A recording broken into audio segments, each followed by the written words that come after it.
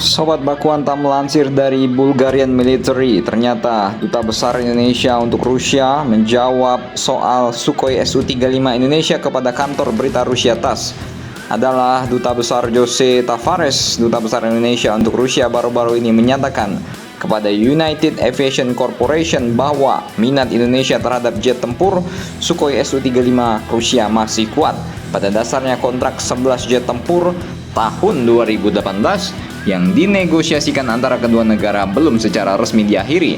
Tavares mengungkapkan rincian ini kepada wartawan TASS, mengisyaratkan kemungkinan keterlibatan di masa depan dalam kondisi yang lebih menguntungkan. Memang kontrak antara Indonesia dan Rusia pernah ada, meski saat ini ditunda, namun Indonesia belum membatalkannya. Kami hanya menunda untuk menghindari potensi masalah, jelasnya. Dubes Indonesia ini juga mengatakan mungkin akan kembali diskusi mengenai pembelian Sukhoi ketika keadaan sudah lebih mendukung. Keadaan yang lebih mendukung di sini paham kalian? Mungkin ketika sebagian wilayah Amerika atau wilayah Waksam ini udah kena sarmat, udah kena sar bomba mungkin kan ya. Menariknya, sebuah laporan dari Bulgarian Military pada 5 April yang lalu perjanjian Rusia Indonesia secara teknis masih sah. Laporan ini mengindikasikan bahwa Indonesia tampaknya berada diam mengakuisisi jet tempur Su-35 Rusia. Kesepakatan bersama ini dicapai Moskow dengan Jakarta untuk mengamankan 11 pesawat tempur dengan total biaya 1,15 miliar dolar. Setengah dari pembayaran ini kabarnya akan dilakukan dalam bentuk tunai, sementara sisanya akan dilakukan dengan perjanjian dagang yang melibatkan komoditas seperti minyak kelapa sawit, kopi, karet, dan mungkin juga kerupuk, ya kan?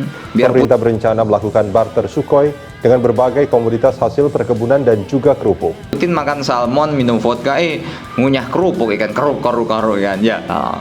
Namun peraturan ini menemui hambatan ketika Indonesia kabarnya menunda perjanjian dengan Rusia pada tahun 2020. Nikkei Asia juga menyiratkan bahwa dinamika politik memainkan peran utama dalam penundaan pembelian Sukhoi Su-35 ini.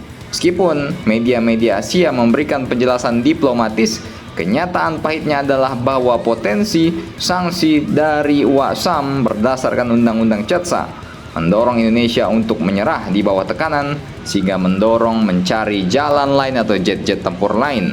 Jadi lebih strategis jika Indonesia memilih Rafale jika dibandingkan Sukhoi Su-35, sebuah keputusan yang menunjukkan upaya Jakarta untuk tidak memperburuk masalahnya dengan Rusia.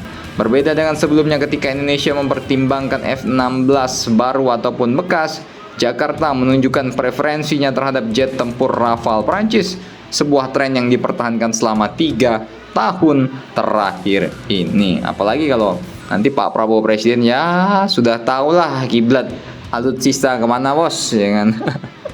Jadi bagaimana menurut kalian mengenai berita ini? Silahkan komentar dan baku hantam kalian di bawah. Kenapa? Karena kita tidak punya uang.